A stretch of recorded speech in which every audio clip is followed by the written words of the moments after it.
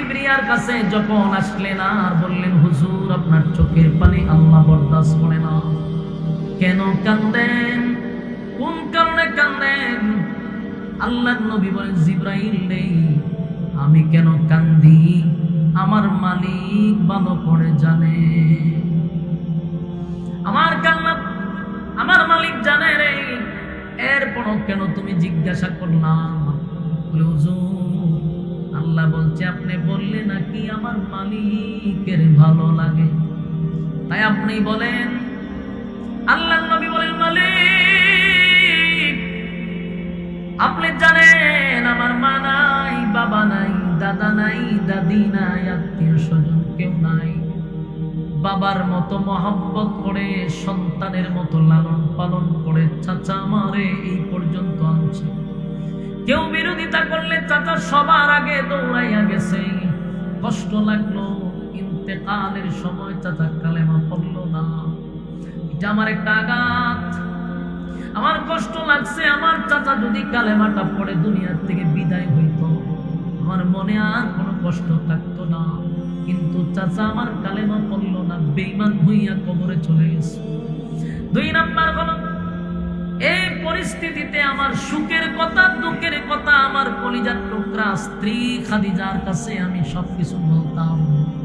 সেই খাদিজা দুনিয়ার থেকে বিদায় হয়ে গেল।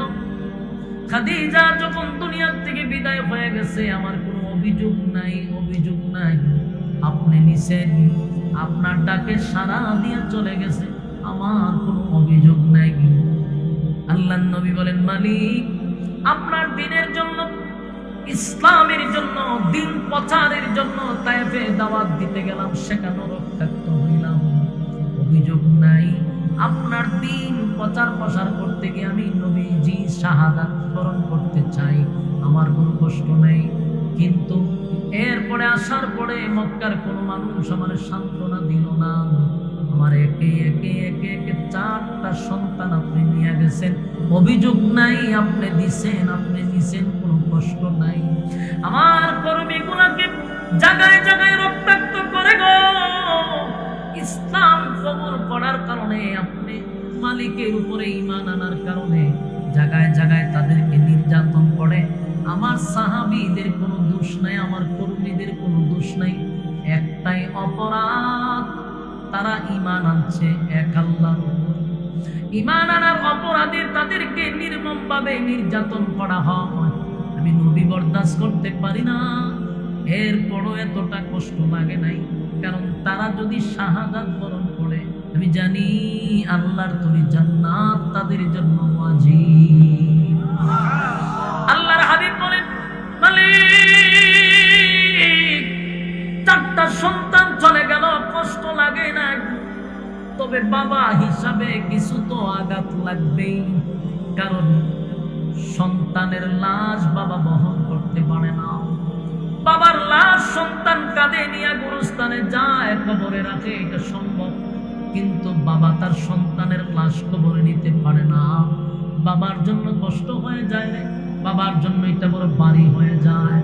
আল্লাহর নবী তো একজন বাবা ছিল রে, 1 জন 2 জন নয়, 4টা ছেলেরে নিজের হাতে গোসল পড়াইছে, নিজেই কাপন পড়াইছে, নিজেই নবী জানাজা পড়াইছে, নিজেই কাঁধে নিয়া কবরে লামাইছে, নিজের হাতে নবী আমার মাটি দিছে।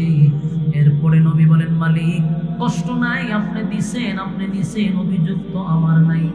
কিন্তু নবীর যেই কারণে কলিজায় আঘাত লাগছে, আর বলে, মালিক আপনি জানেন আমার মা নাই, বাবা নাই, বাবার আদর কখনো পাই নাই।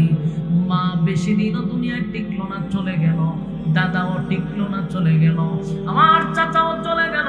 আমি জানি চাচা বাবার মতো, চাচি মায়ের মতো, কিন্তু আমার কষ্ট লাগে। গোটা মক্কার মানুষ আমার বিরুদ্ধে গিয়ে আমারে গালি দেয়, আমার কষ্ট লাগে না। কালেমার দাওয়াত দিতে গিয়ে রক্তাক্ত হয়েছি, আমার কলিজায় আঘাত লাগে নাই। কিন্তু আজকে আমার কলিজায় দারুণ একটা আঘাত লাগছে। আঘাতটা হলো, হে মালিক আমার আপন চাচি কেমনে গো আমার বিরুদ্ধে মানুষের দ্বারে দ্বারে গিয়া কয় আমি আবেতার। আল্লাহ এই কথাটা বরদাস্ত করতে পারলাম না।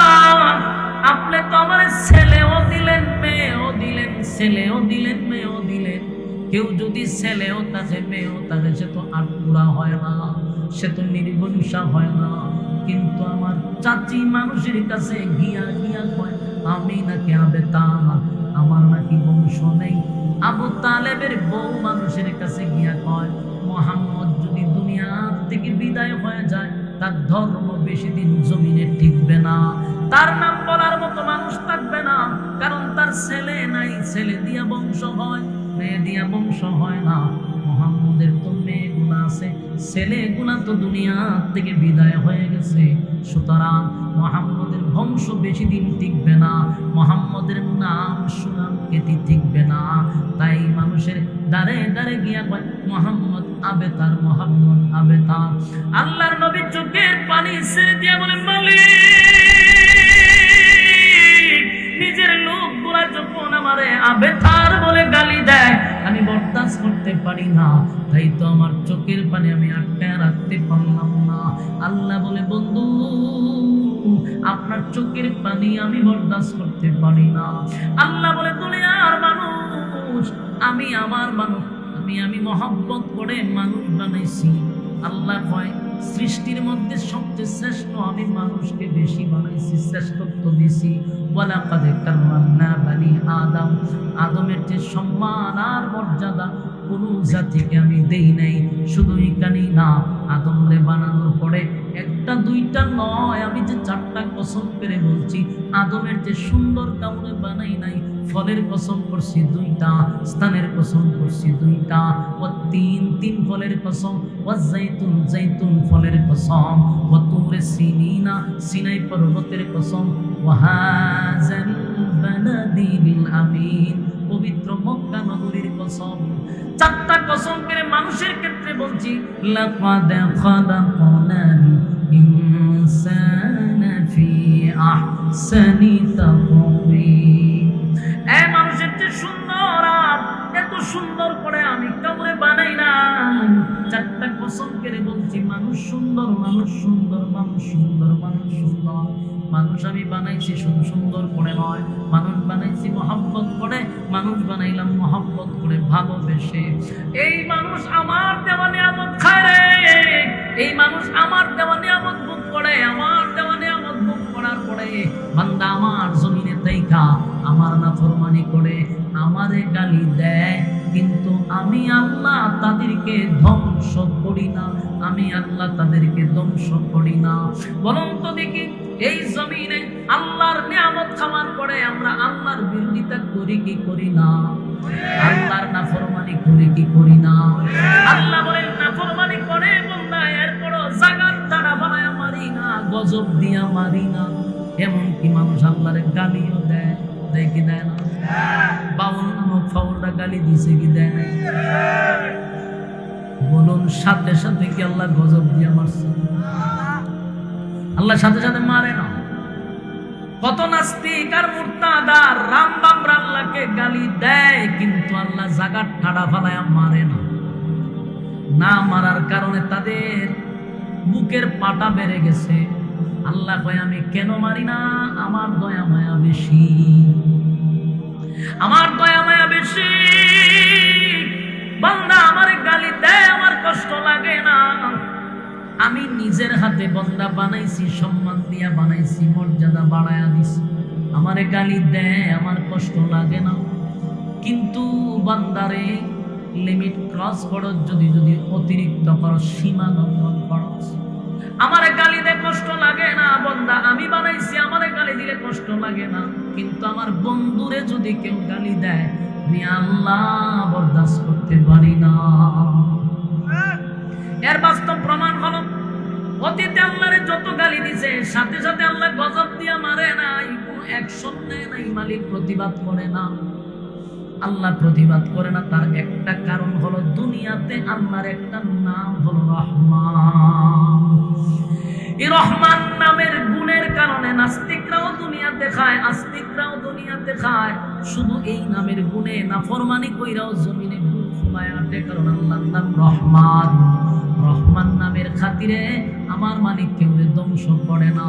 আল্লাহ কয় দুনিয়া পাঠাইছি পরীক্ষার হলে ছাত্র খারাপ লেখলেও শিক্ষকরা তারে বাধা দেয় না, শিক্ষকরা তারে হলের ভিতরে শাসন করে না। কথা বল।